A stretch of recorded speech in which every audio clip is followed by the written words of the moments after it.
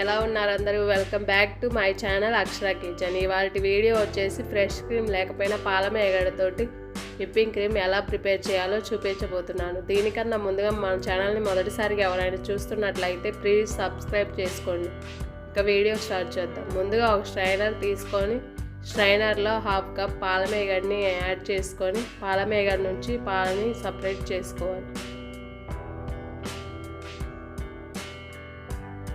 1 cup fresh cream పాలను తీసుకోవాలి. తర్వాత ఒక బౌల్లో ఐస్ క్యూబ్స్ని చల్లని వాటర్ని యాడ్ చేసుకోవాలి. తర్వాత ముందుగా ప్రిపేర్ చేసి పెట్టుకున్న పాల గిన్నెని పెట్టుకొని ఒక విస్కర్ తోటి మీకు వీలైనంత స్పీడ్గా మిక్స్ చేసుకోవాలి. పాలు అనేది కొంచెం క్రీమీ స్ట్రక్చర్ వచ్చాక హాఫ్ కప్ ఐసింగ్ షుగర్ని 2-3 టీ స్పూన్ల లెమన్ జ్యూస్ని యాడ్ చేసుకొని మళ్ళీ విస్కర్ తోటి మీకు వీలైనంత స్పీడ్గా మిక్స్ చేసుకోవాలి.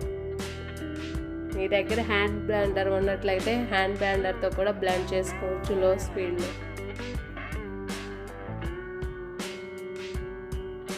ఈ విధంగా ఒక 10 to 15 మినిట్స్ పాటు విస్కర్ తోటి మిక్స్ చేసుకోవాలి.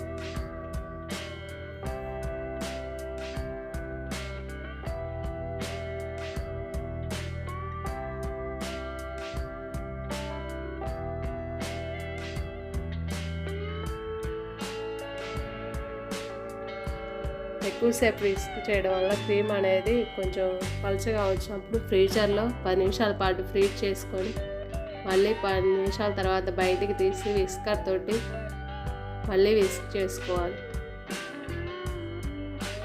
ఈ విధంగా ఒక 20 మినిట్స్ ప్రాసెస్ పడుతుంది క్రీమ్ రావడానికి.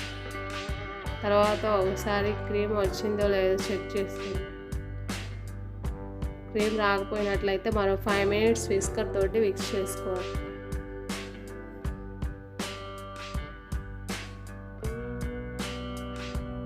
మినిట్స్ తర్వాత క్రీమ్ అనేది కొంచెం థిక్నెస్గా రెడీ అవుతుంది. మీకు క్రీమ్ అనేది వచ్చిందో లేదో చెక్ చేసుకోవడానికి బౌల్ని రివర్స్ చేసినప్పుడు కింద పడినంత థిక్నెస్గా ఉండాలి. అప్పుడే విప్పింగ్ క్రీమ్ వచ్చినట్టు.